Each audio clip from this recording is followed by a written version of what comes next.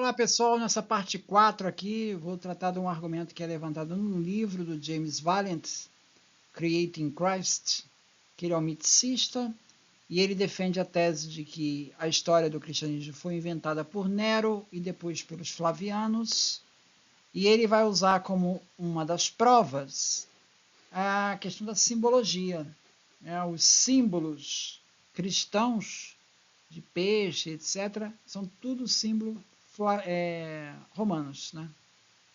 Então, ele vai trazer isso como prova, né?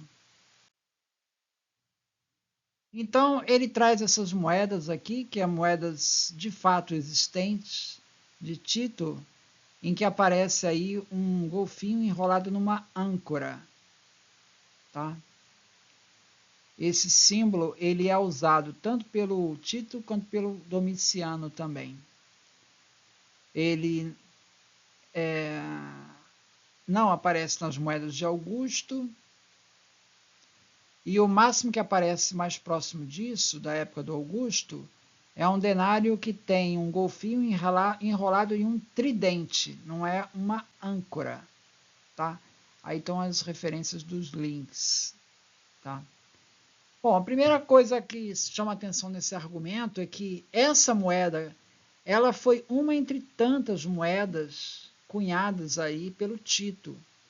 Então, imaginar que isso tivesse um efeito de difundir o cristianismo que teria sido inventado pelo Tito, né? Na verdade, seria um efeito bastante reduzido, porque são centenas de tipos de diferentes moedas, né? Isso não é, esse símbolo só aparece aqui nessa moeda aqui. Então, aqui é o símbolo da moeda do Tito. Você vê que tem aqui, de fato, um denário aqui da época do Augusto, em que aparece um golfinho enrolado no tridente. Você pode ver que é um tridente, né? Isso aqui é de 27 a.C. Então, veja, já existe essa simbologia daqui, algo parecido da época de Augusto, tá? Então, não é um símbolo que foi inventado ali por Tito. Já tem algo bem parecido na época de Augusto. Outra questão a chamar a atenção, né? Eu vou chamar a atenção mais tarde, que a multiversal do Flaviano, ela avança na simbologia, dizendo que você teria aqui nessa âncora, na parte superior, uma bola que seria o símbolo Φ, e que estaria superposto a um símbolo Tau, que significaria Tito Flávio. O Tito do Tau e o Flávio do Φ, né? Seria o símbolo do...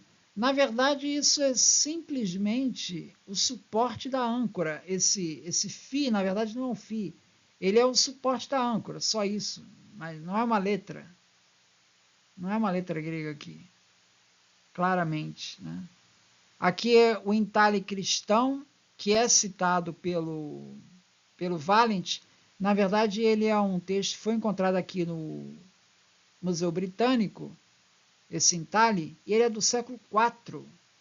Então, ele não tem nada a ver com Tito. Ele é bem posterior. Então, ele colocou aqui uma referência de um símbolo cristão, mas de um entalhe que aparece no século IV. E o que está escrito no entalhe é simplesmente desejo sucesso. Aparentemente, não sei nem como identificar isso como um símbolo cristão. Esse entalhe provavelmente foi usado por uma pessoa rica em Roma. Não há necessariamente uma relação aqui com que esse objeto é um objeto cristão. E muito menos da época de Tito.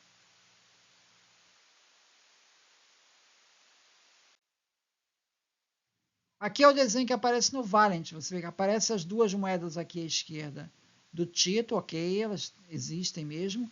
E do lado aqui um desenho que seria um desenho cristão. Só que essa moeda, suposta moeda, o símbolo, o emblema, ela não aparece em lugar nenhum.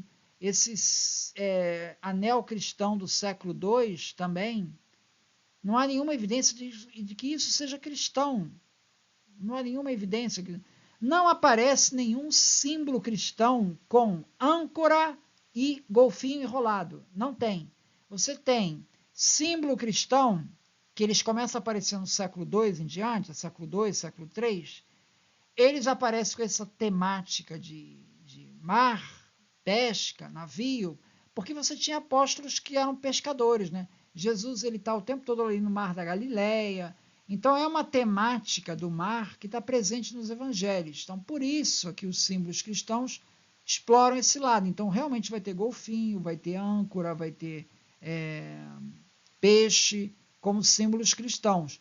Mas nunca esse símbolo de âncora enrolada num golfinho. Isso não tem como símbolo cristão em lugar nenhum.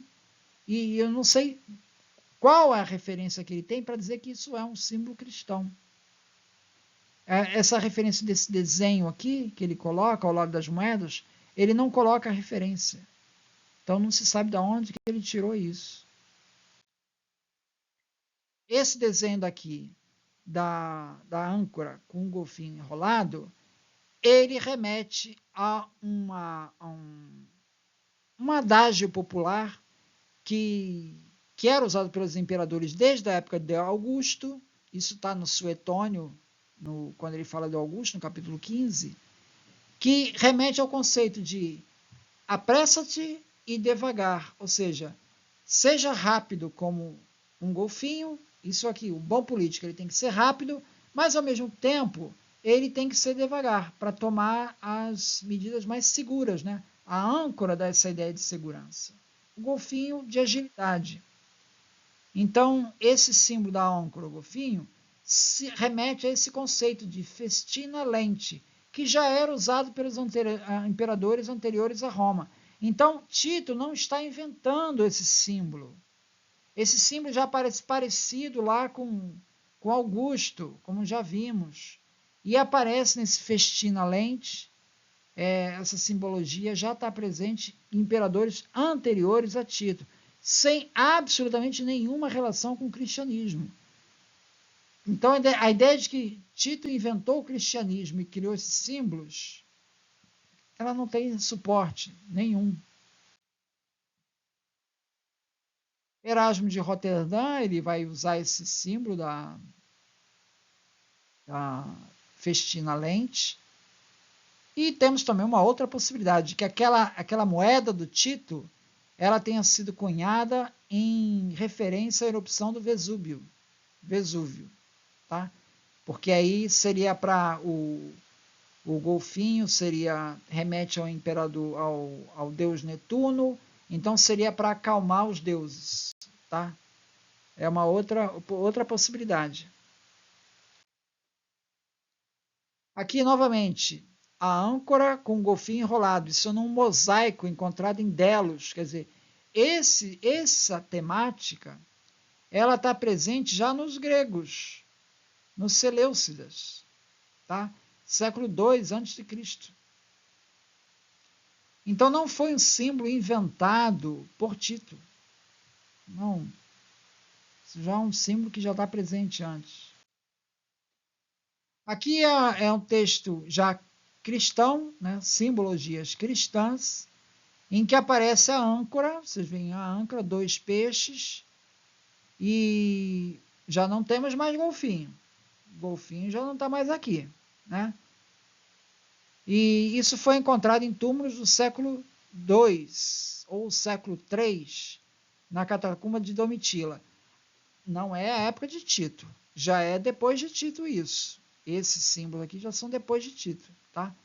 E essa catacumba de Domitila é porque provavelmente Domitila, ela possivelmente era cristã, porque esse cemitério, ele tem uma lápide que diz que foi uma doação de Domitila. E esse cemitério, ele tornou-se um cemitério cristão. Então, mártires foram enterrados aí e muitos cristãos foram enterrados ali, do século II até o século IX. Então foi um cemitério bastante ativo entre os cristãos. E o terreno foi doado pela Domitila.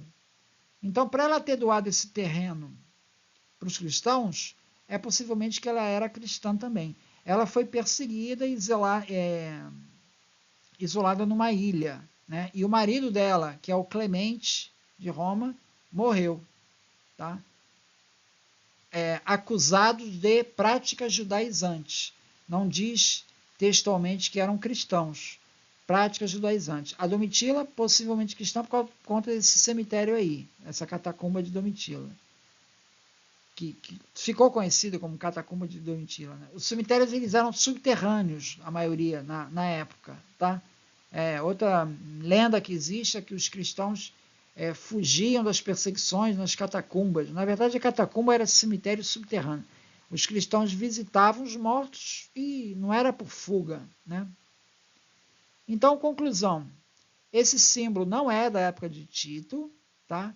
Ele é usado por cristãos e ele não tem nenhuma referência a Tito aí, nem a golfinho.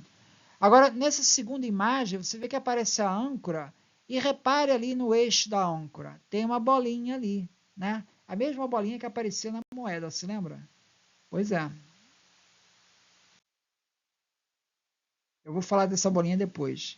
Bom, uma outra referência que ele faz do Valent é de uma estrela messiânica, ou seja, Tito, ali no caso Vespasiano, no século I, cunhou moedas em que você pode ver essa estrela, que ela tem pontas e tem uma bolinha no meio. Tá? Segundo Valent, isso é uma estrela messiânica. Então, ali o Vespasiano está fazendo uma referência a um símbolo judaico. Ele está se colocando como Messias nessa moeda. Tá? O problema, aí ele diz que essa estrela dessa forma não aparece em lugar nenhum antes do Vespasiano. Não é verdade. Eu encontrei ali, no tempo de Augusto, pelo menos 2 moedas em que aparece essa mesma estrela com bolinha no centro. Tá? Tanto um em 19 a.C. quanto o outro em 27 a.C. Então, essa estrela, ela significa, na verdade, um cometa que anuncia a vinda do imperador. Tá? Não tem referência a um símbolo judaico. Então, nessa moeda de Vespasiano, não é a estrela messiânica. Isso é um símbolo que já vinha sendo usado por outros imperadores para mostrar sua origem divina. Aqui é um texto da Mirelle Lebel sobre Flávio Josefo, e ela vai dizer assim: Josefo nunca pensou em que o Messias viria para extinguir o povo judeu, nem para fundamentar o antissemitismo. Josefo exalta as virtudes e a tradição dos judeus para acabar com o antissemitismo e mostra que o problema de 70 estava no grupo zelota. Então Josefo diz assim, a Mirelle Lebel diz assim, não era apenas o objetivo de Josefo informar, era também de defender o seu povo caluniado. Nada de mais venerável aos olhos dos antigos do que a antiguidade das origens. Uma história de 5.000 anos era capaz de impressioná-los, aos romanos. Então, Josefo, a ideia de que ele escreveu os evangelhos, né, com o intuito de denegrir o povo judeu, né, não faz sentido. Não faz sentido. O Josefo está querendo escrever para exaltar o povo judeu. É por isso que ele escreve Antiguidades Judaicas, para mostrar que o povo judeu tem 5.000 anos de existência. E é um povo culto, sábio. Ele está querendo defender os judeus. Então a ideia de que José estaria fazendo parte de um plano antissemita para extinguir os judeus, ela não faz sentido. Isso daí não faz sentido. Então, se a ideia dos evangelhos é acabar com os judeus, né? Então, não foi Josefo que escreveu. E, no entanto, o Valent diz que teria sido Josefo um dos autores. Não, é incoerente isso. Aqui já não é o Valent, aqui já é a multiversal flaviana. Ela vai colocar nesse vídeo que aparece aí a âncora. Você vê que na parte da bolinha em cima, eles dizem que tem um φ e o tal. Aí eu mostrei isso, tanto na moeda, né, quanto no desenho lá da âncora, que aquela bolinha, na verdade, é só a parte de você amarrar a âncora na corda. Não tem, ali não é um φ. E aqui eles mostram aqui um túmulo, seria um túmulo cristão, em que aparecem as letras Tau e Fi. Aí eles dizem, está aprovado, viu? Um cristão se referindo a Tito Flávio. Bom, aí eu pergunto o seguinte, cadê o golfinho? O golfinho já sumiu da história, né? Já desapareceu o golfinho, né?